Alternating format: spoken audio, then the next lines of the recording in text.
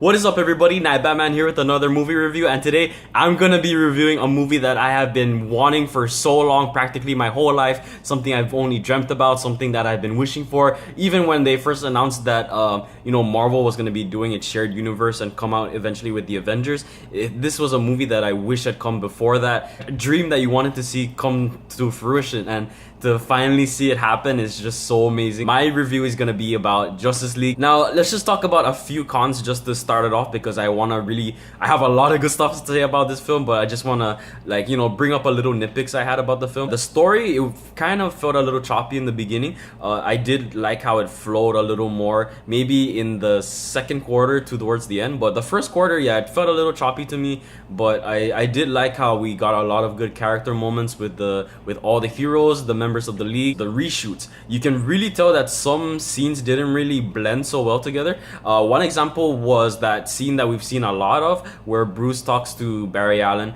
in Barry Allen's home, and there was one little moment where the whole background doesn't even blend that well with the actors, so you can kind of tell that was a reshoot. It kind of affected the film a little bit. You can tell how it has two kind of different tones, and also kind of the way the film was shot. Other than that, though, when you look at the overall picture, it's actually a really good superhero movie, and actually a pretty good movie too, and a really entertaining one as well. The film is directed by Zack Snyder, and Zack Snyder has done Man of Steel and Batman v Superman, and people have said that Batman v Superman and Man of Steel were pretty dark, but I honestly love them. That's actually what I like about this DC extended universe, is that it feels a little more grounded. The world itself feels more real, like it's a little more of a modern world, and it's cool to see how these DC characters function more in it, and it really makes them feel a little more real.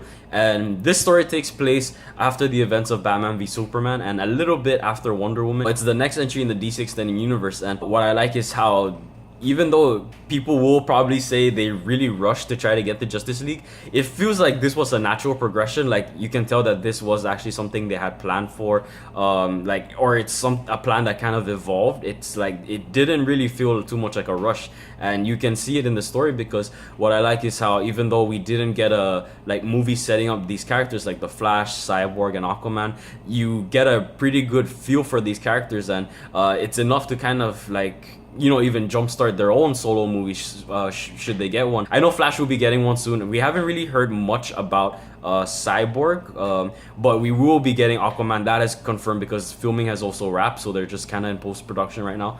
But yeah, all the actors really bring their A game in this. Ben Affleck most especially, he's coming back and he's playing Bruce Wayne / Batman. He's trying to bring this team together to try and stop this huge threat coming towards Earth, and that is in the form of Steppenwolf, who is our main villain. Main villain wise, he was okay. Back to Ben Affleck as Bruce Wayne / Batman. He's really grown more into the role. He's a little more he's a little more comfortable with it. You can tell, because he kind of plays with it a little bit, but he still stays true to the character. He's definitely a lot lighter in character tone compared to Batman v Superman, but I did like his tone in Batman v Superman. I thought it was near perfect. Here it's a little lighter. Sometimes it kind of surprised me a little how much lighter he was in his character, but this is a totally different Bruce Wayne compared to Batman v Superman. He's more inspired. He has restored faith in humanity, and he has more of a positive outlook, and that really displays here, especially in how he tries to bring the group together to combat Steppenwolf. Gal Gadot returns as Diana Prince. She, of course, is again nailing not just the look of the character, but the character herself. She's practically Wonder Woman personified. She's so graceful, but she can also be a really intense warrior, and she too, Gal Gadot, she's really comfortable in the role, and you can tell that Ben Affleck and Gal Gadot, their on-screen chemistry kind of carried over here, and there is some on-screen chemistry and character chemistry between the two. Luckily, it's not too big that it kind of distracts you, but it's enough to tell that these two, they did kind of form a bond after Batman v Superman that it kind of carries here and makes you really interested to see where to go in the future. Next, we have Ray Fisher as Cyborg.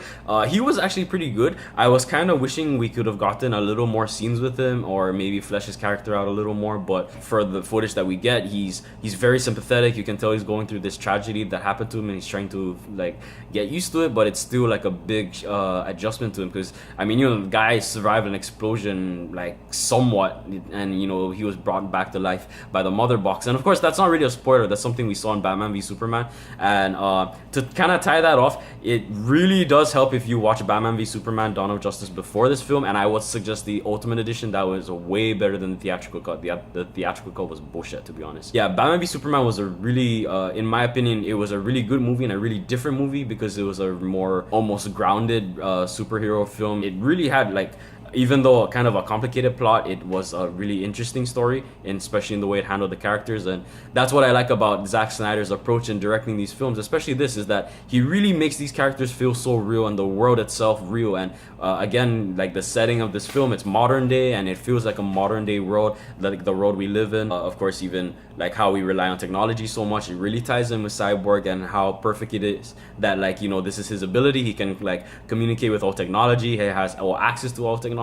And his action scenes are pretty good. We see him use some of his weapons, and they are pretty cool. You can tell that he can be a force to be reckoned with. When it comes to just how he handles technology overall, that's where he's one of his strongest points. So Ray Fisher really did a good job in displaying this character going through different, like this whole new change in his life, making him very sympathetic and real. Ezra Miller as the Flash, that guy, he is definitely the person who steals the show practically majority of the movie. Every time he opens his mouth, it's always a joke, or it's something like, you know, he's like this awkward kid who's trying to adjust to like meeting maybe his idols, or like experiencing all these new things, especially because he's been on his own a lot, and it is kind of sad. But you can also feel, especially for his relationship with him and his father, you really want to like hope for the best for his father, who's, you know, in jail, who's dealing with being convicted of the murder of his wife, which he was wrongfully convicted of. It was actually someone else. The relationship between him and his father is really strong. You can tell that even just for those few moments where we see them together, they have a really big history, and that displayed very well in the film. He just really brings a lot of life to this film, a lot of heart. He really is like almost the younger brother of everyone, and I really like that most, and it just really makes his interactions so great. And that awkwardness of him, it's just so funny to watch.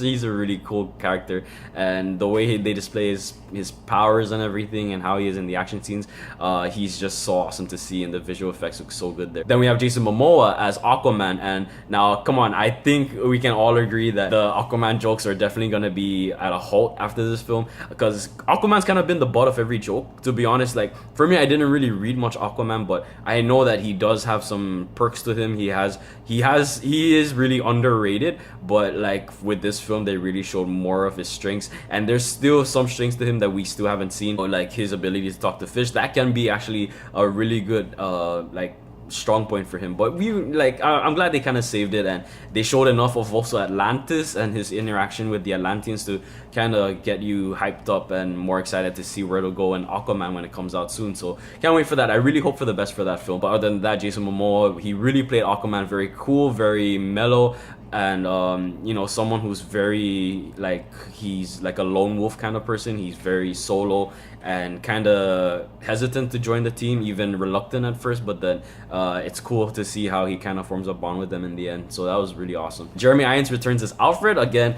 He doesn't get as much, I think he doesn't get as much screen time as he did in Batman v Superman, but it's okay, because even when we do have him, he's again still trying to be that like consciousness to Bruce, trying to be like the father figure, giving him advice, and it's cool to see how he supports Bruce and the League and everything they're doing. So again, it's good to see him back. Amy Adams as Lois Lane doesn't really have too big of an impact on the story like she did in Man of Steel and Batman v Superman, but that's okay because you have so many characters in this already. So I like the degree to which she was kept involved in the story, to the point where she didn't affect it too much, but she affected it in some of the right places, which we will get to right now. Henry Cavill as Superman. He is perfect in this movie. I actually liked him a lot in Batman v Superman and Man of Steel, but he wasn't really at that level yet of being the Superman from the comics, and it's so great to see him. Like, he's more positive this time. You know, he's a little less serious. He's like kind of making a few jokes here and there, and it's just so nice to see like a down to earth Superman and someone who's very hopeful, and like it's just so great to see. And I think that it's great that now finally Henry Cavill can show how well he can like be this Superman that we've all wanting, and he's finally earned it. And it's such a great moment to see, and it also makes the whole movie so worthwhile. And his big return is epic as hell. That's all I'll say. Now, this isn't also really a big much of a spoiler. It has been kind of hinted and some of the promotional materials that he will come back, so yeah, I'm trying not to talk too much about it, but yeah, his return was really epic, and how he interacts with everyone after his return is really intense as well.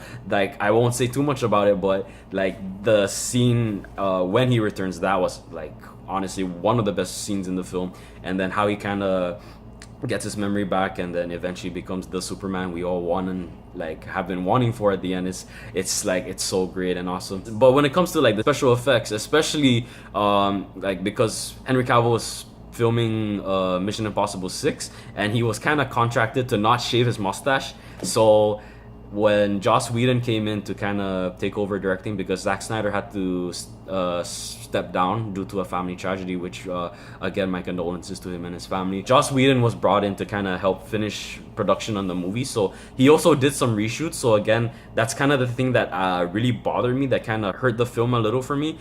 Again, the reshoots, the background doesn't blend so well with the characters, and even some of like their hair and their faces. Like sometimes if like the next shot doesn't match so well with the other shot, because it's like you can tell that was a reshoot and the other one was original footage shot by Zack Snyder intended for the film. I can tell that a lot of in terms of Joss Whedon directing, I think he really helped this film, especially in terms of humor. I don't know what else he really did. I think he did quite a few Superman reshoots, and I can tell that a lot of the humor were reshoots from him, because yeah, they look like reshoots. Other than that, I think he did a pretty good job. I'm pretty sure that Zack Snyder, he was the overall of this film, and you can really get that sense.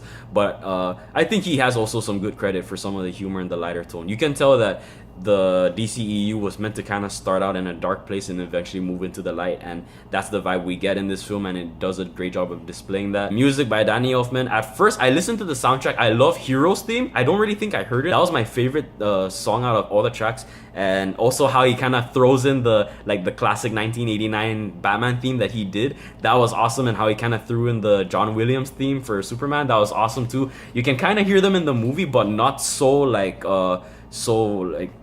they're not so clear, but it is there, and when you kind of catch it, it's like it kind of gives you that nostalgic feeling, which is awesome. Overall, he doesn't really build much original themes, sadly. I kind of wish Heroes theme was the Justice League theme, because listening to the soundtrack and even watching the movie, there was no real theme to it. There is a Justice League theme on the soundtrack, but it's not even something that catchy or like something as memorable as you would hope, especially for the Justice League, but it's okay. Like, I think that it's one of those soundtracks that if it's better to hear with the movie, and though when you hear it like alone, it's kind of like you have a track here and there that you like, but other than that, it's nothing too memorable, but like it helps support the movie, and that is all that matters. And I think he did a pretty good job of doing that.